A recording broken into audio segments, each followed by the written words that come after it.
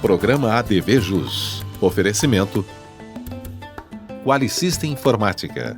Automação e serviços para a área do direito. 3234-2720. Olá, meus amigos do ADV Jus, estamos chegando com mais um novo programa. E como sempre, já começo agradecendo você por me acompanhar sempre através da TV RP Canal 9 da NET, através das redes sociais, do Face, do Instagram e principalmente através do nosso site, que é o advjus.net, já bastante conhecido. Muito obrigado pela companhia de sempre.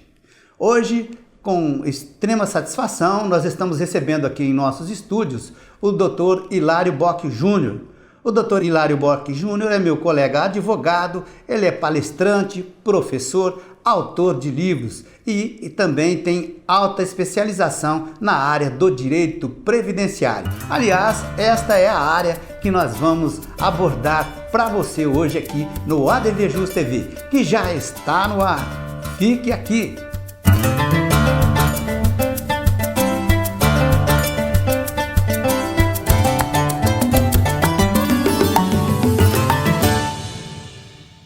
Dr. Hilário Bock Júnior, muito obrigado da sua presença conosco hoje aqui no ADV Jus TV. Eu que agradeço o convite do ADV Jus para falar desse tema que está fervilhando, né? Onde você vai tem previdência, é âmbito federal, municipal, estadual, enfim, está tudo mudando. E, obviamente, a gente está aqui para colaborar com as informações que a gente tem para dar. Obrigado, doutor. Então, doutor, a primeira coisa que a gente já tomou conhecimento, olha só que beleza, pessoal. O doutor já está aí com uma obra nova, Quero Me Aposentar. É isso, doutor? Eu queria que você falasse um pouquinho. Tá, vamos falar. É uma obra nova, aliás, o formato é novo.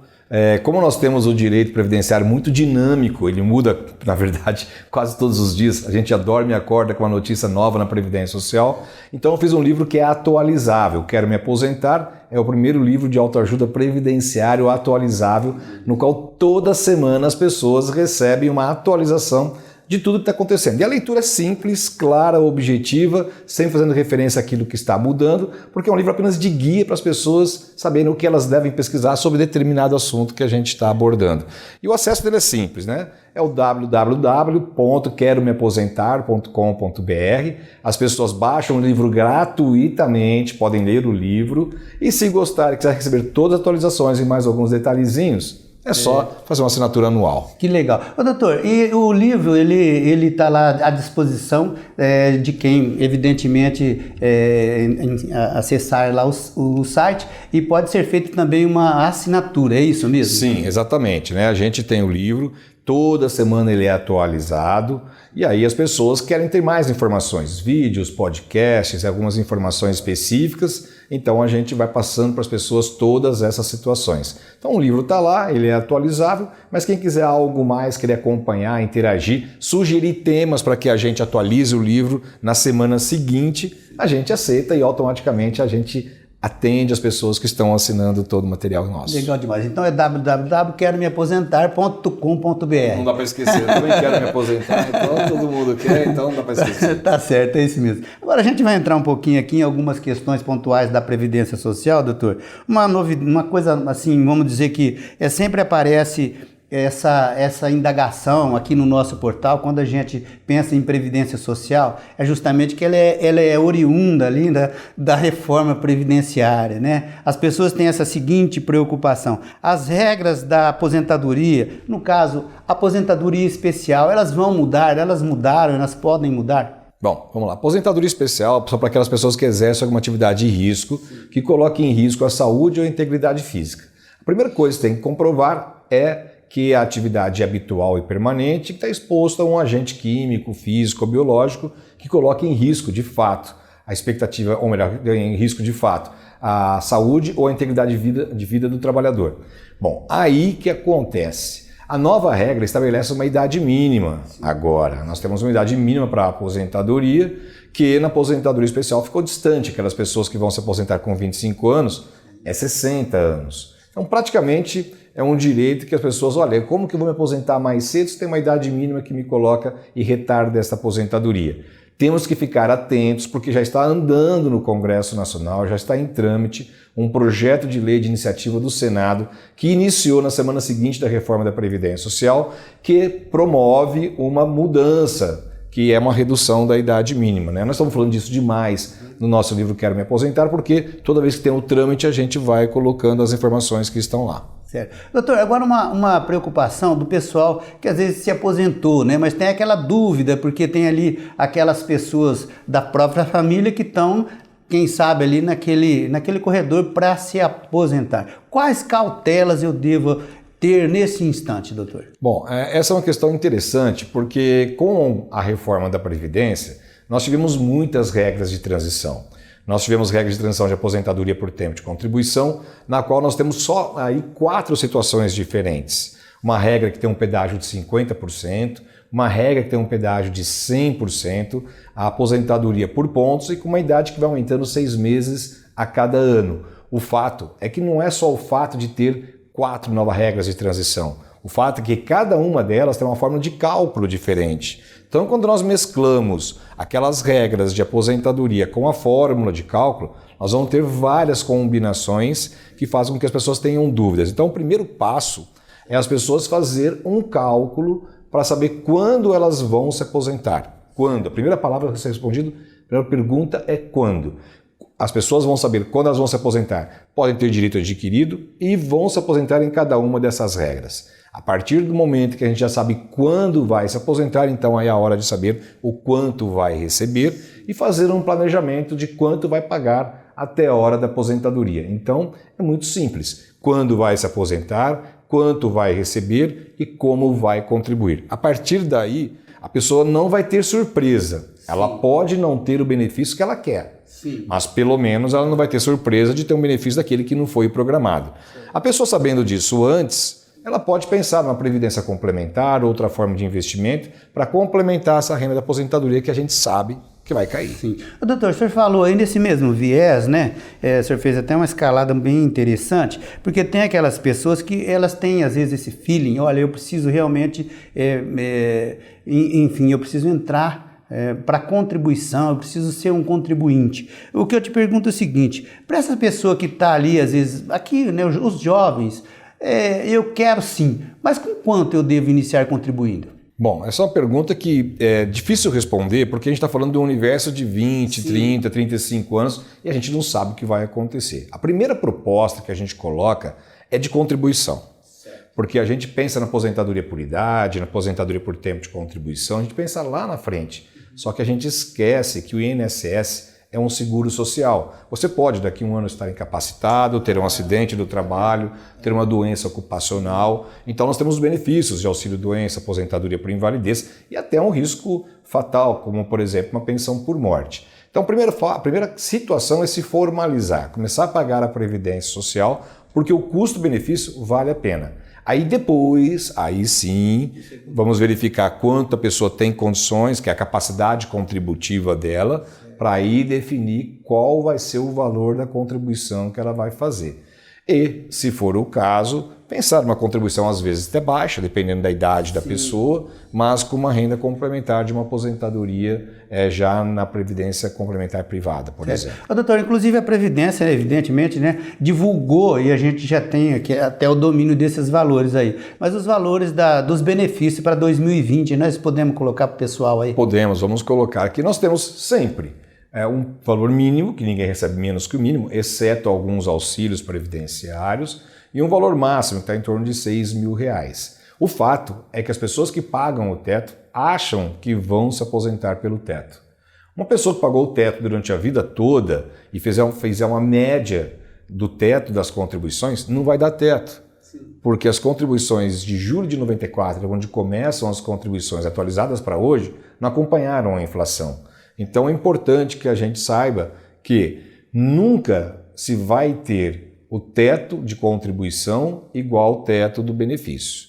E nós sabemos também, e isso é estatístico, é fácil de entender, que em 1991, por exemplo, o teto era 10 salários mínimos, que daria hoje mais ou menos R$10.000 de benefício. Só que o teto é 6, então nós percebemos que em menos de 30 anos, o poder de compra da aposentadoria caiu 40%. De 10.000 para 6.000, isso no teto.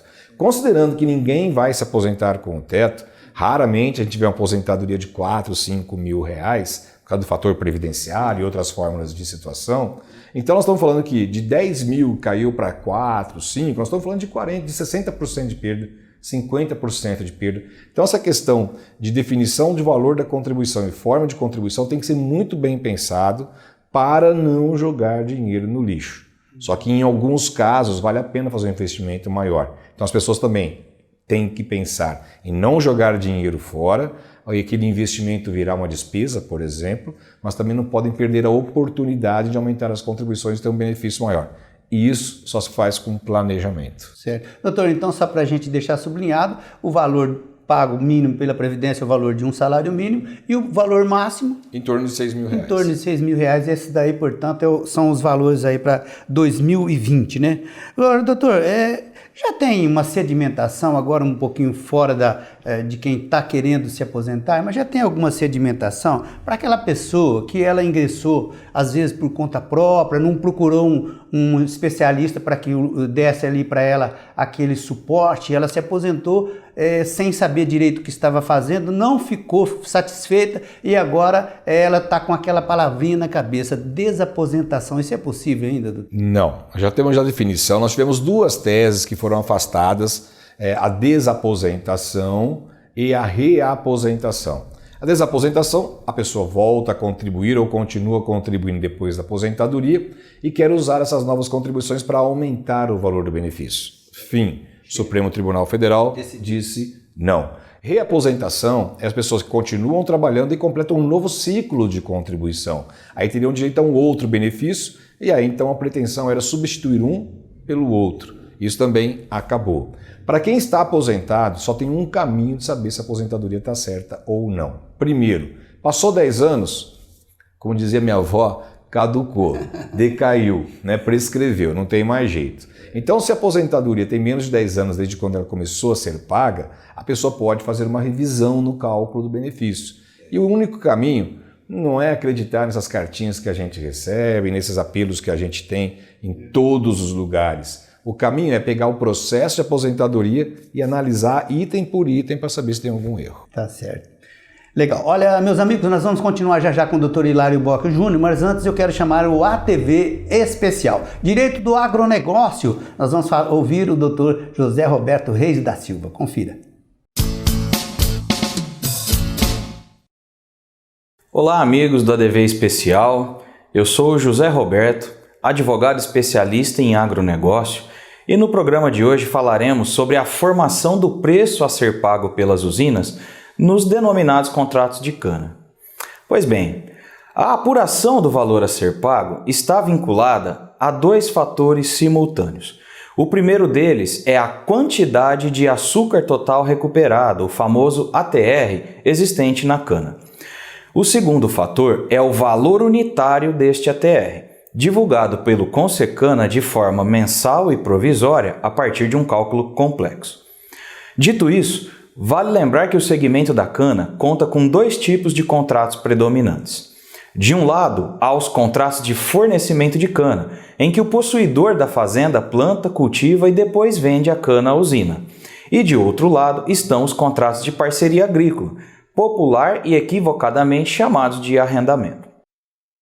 Nos contratos de fornecimento de cana, ambos fatores de formação do preço dependem de eventos futuros.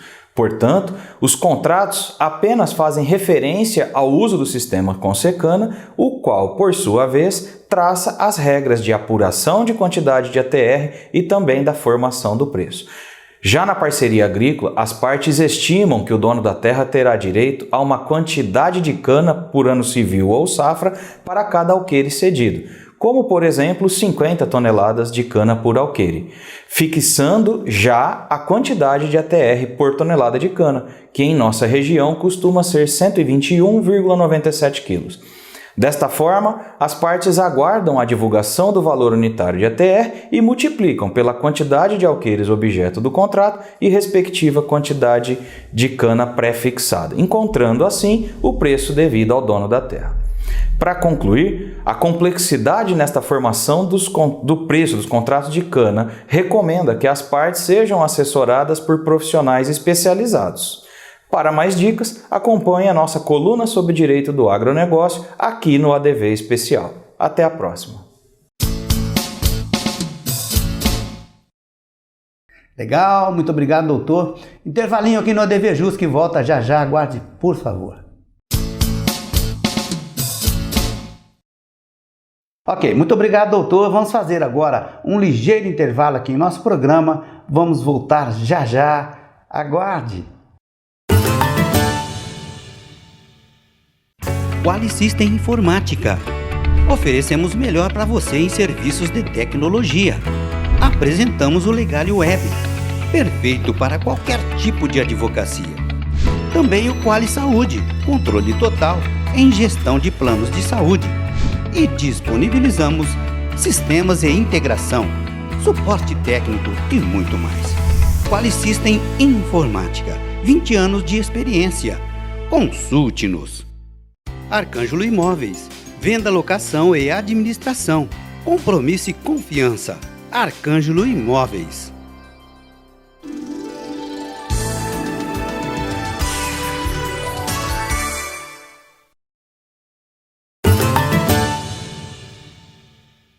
Legal, estamos de volta então com o ADVJus TV de hoje, que honrosamente recebe o Dr. Hilário Bock Júnior. Ele é especialista na área do direito previdenciário, professor, autor de livros. Inclusive, se você pode baixar aí da internet, queromeaposentar.com.br, é a mais nova obra do nosso ilustre convidado de hoje. Faça isso, eu realmente recomendo. Doutor Hilário, o senhor já falou aqui que desaposentação acabou. E aquela pessoa que ela está na atividade laboral, mas ela já é aposentada? Como fica essas contribuições que ele voltou a fazer? Essa é uma outra questão que está dando aí muito pano para manga, né? A gente tem visto muitos colegas entrando com processos pedindo a devolução dessas contribuições que foram feitas depois da aposentadoria. Como se trata de uma contribuição social, o primeiro entendimento que se tem é que elas deveriam ser revertidas em benefícios. Como o Supremo Tribunal Federal já disse que não é possível ter a desaposentação nem a reaposentação, resta então o quê? A devolução das contribuições da Previdência Social. Por outro lado, é um entendimento pessoal, quando houve o julgamento no Supremo Tribunal Federal sobre a desaposentação, o Supremo Tribunal Federal disse que essas novas contribuições eram irrepetíveis, ou seja, elas não podem ser devolvidas e que elas serviriam como um sistema de solidariedade para custear todo o sistema. Então, respeitado, obviamente, algumas opiniões contrárias, no meu entendimento, é que, embora eu ache isso uma grande injustiça, a gente é obrigado a contribuir, mas infelizmente eu não vejo uma saída para poder ter essas contribuições restituídas. Certo. Doutor, agora não é por nada não, mas o senhor tem conhecimento aí que a Previdência, inclusive, já foi condenada aí por atraso em serviços? Sim, a gente tem bastante notícia disso. Aliás, hoje a gente tem milhões de pessoas esperando a resposta da Previdência Social, o prazo é de 45 dias. A gente já sabia que a Previdência não cumpria esse prazo na maioria dos protocolos que haviam sido feitos. Depois da reforma da Previdência Social, com essa correria dos segurados e beneficiários dependentes atrás de outros benefícios, o agravo da quantidade de pessoas com benefícios não analisados é maior. Então a gente sabe que existe isso. A Previdência, tudo que é analisado depois de 45 dias, paga com juros e correção monetária, mas muitas pessoas experimentam danos materiais por causa disso.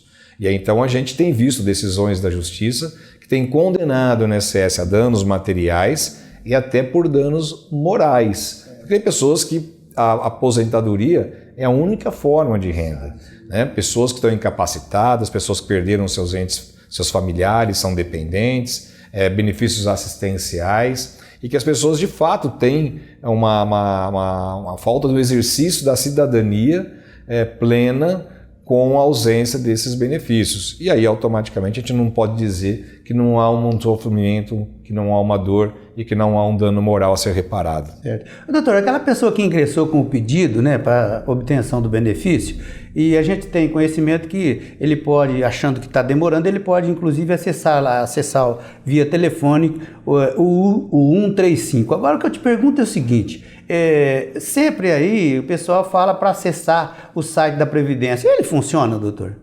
Olha, eu não gosto de demagogia, né? A gente não tem que ser hipócrita e dizer que funciona, porque não funciona, né? É claro, não funciona. Você antes fazia uma ligação no 135, você fazia uma reclamação na ouvidoria e às vezes você era atendido.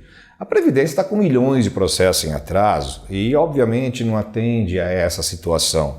Então não adianta falar, olha, tem o telefone, liga no 135, faz uma reclamação na ouvidoria, vai ficar no esquecimento como o benefício já está. Se a Previdência fosse operar de forma real, não teríamos todos esses atrasos. E nem vem me dizer também que foi essa reforma da Previdência, pegou a Previdência, pegou de surpresa, porque eu já vi várias reformas e todas as vezes que a gente tem alguma modificação na Previdência, todo mundo corre atrás de requerer o benefício, ou até mesmo, nem para ter aposentadoria, mas para saber como é que está a situação previdenciária dela. Então isso era previsível.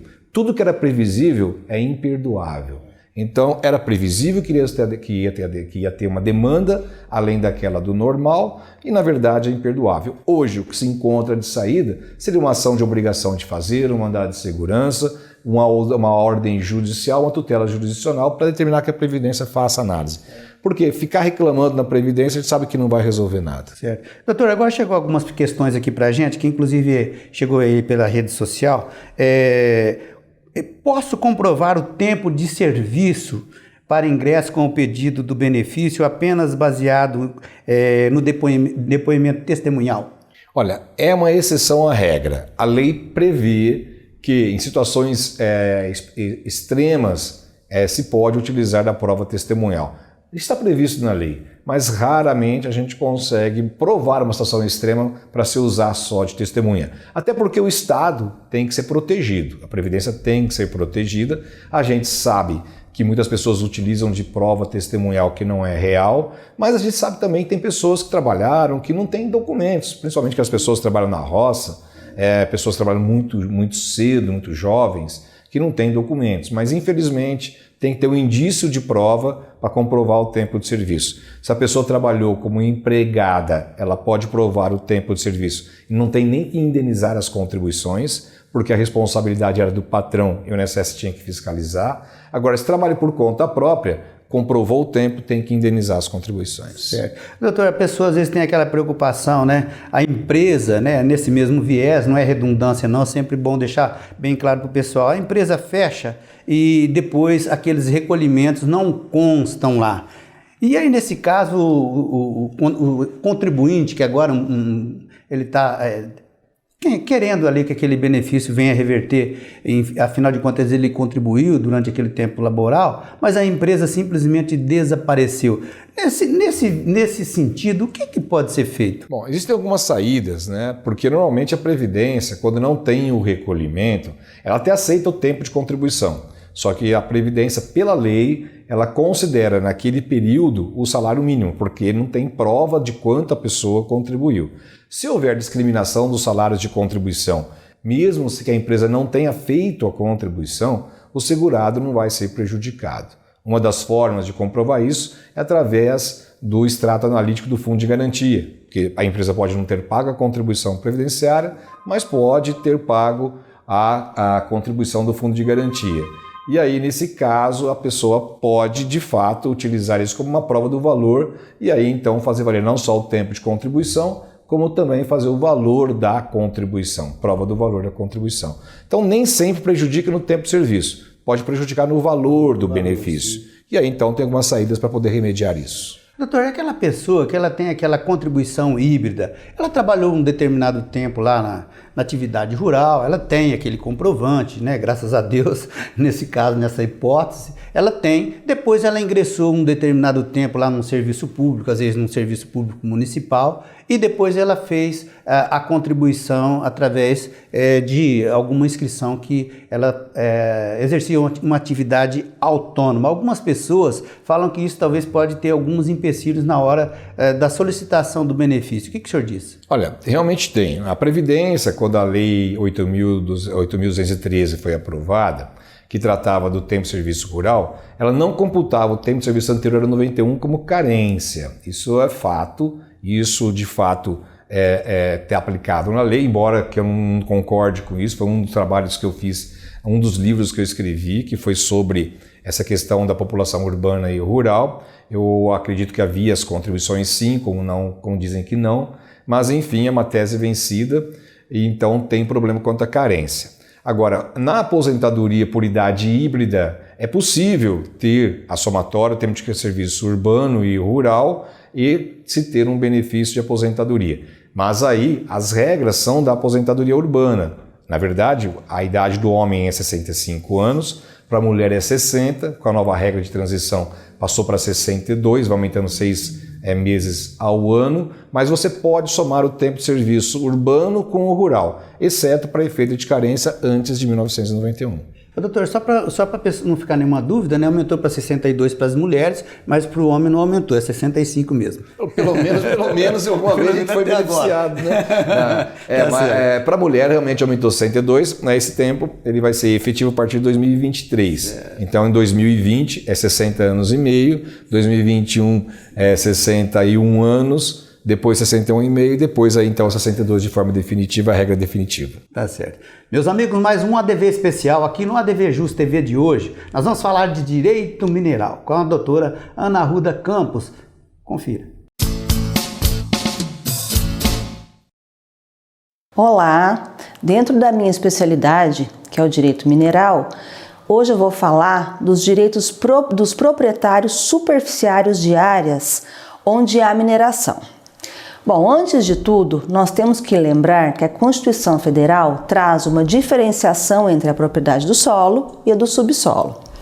Isso está no artigo 176, que expressamente diz que as jazidas em lavra ou não e demais recursos minerais constituem propriedade distinta do solo, para efeito de exploração ou aproveitamento, e pertencem à União, garantida ao concessionário a propriedade do produto da lavra.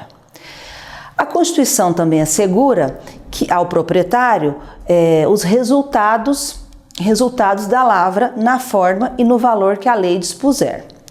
Bom, a União concede ao particular, desde que observado algumas regras, o direito de pesquisa e o direito de exploração mineral, garantindo ao superficiário participação nesses resultados de lavra. Bom, nós temos então duas fases dentro do empreendimento minerário: a fase de pesquisa e a fase de exploração propriamente dita. Quais são os direitos do superficiário durante a fase de pesquisa? Bom, primeiro ele tem direito a uma renda que não pode extrapolar o rendimento líquido da área que vai ser ocupada. O minerador ele tem que entregar na ANM o termo de acordo que ele fez com o proprietário do solo. Caso ele não entregue, o diretor da agência envia para o juiz o título minerário e é iniciado um processo judicial de avaliação de rendas e danos. Bom, agora vamos falar dos direitos do superficiário durante a fase de lavra. Da mesma forma, ele tem direito à renda, ele tem direito à indenização, tais como eu disse na fase de pesquisa. Mas, além disso, ele tem direito de participação nos resultados da lavra, que compreendem 50% do valor devido de CEFEM. Inclusive, eu falarei sobre a CEFEM na minha próxima participação. Essas são as minhas considerações de direito mineral. Até breve. Ok, muito obrigado, doutora. Momento que eu digo sempre aqui no programa, gosto muito. É um momento divino, confira.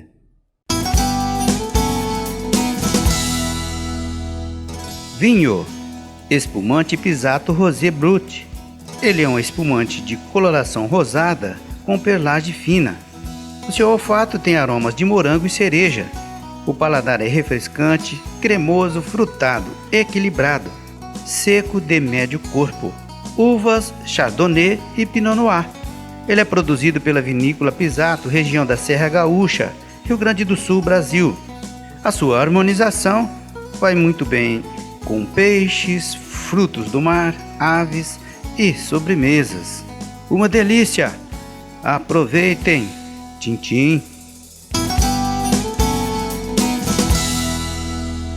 Doutor Hilário Bock Júnior, eu quero te agradecer imensamente ter participado conosco, aceito o nosso convite para falar um pouquinho de Previdência Social aqui no ADVJus TV. Muito obrigado. Eu que agradeço o convite, estou à disposição sempre, quando for chamado, estarei aqui com o maior prazer. E o pessoal não pode esquecer, quero me aposentar.com.br, certo? Certíssimo, é isso aí.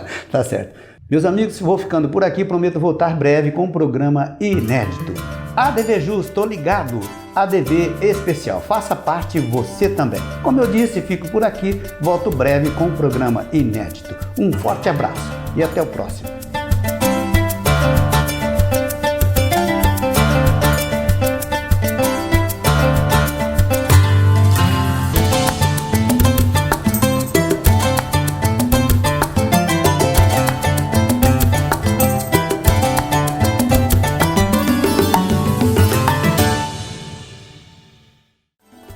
Programa ADVJus. Oferecimento Qualisystem Informática. Automação em serviços para a área do direito. 3234-2720.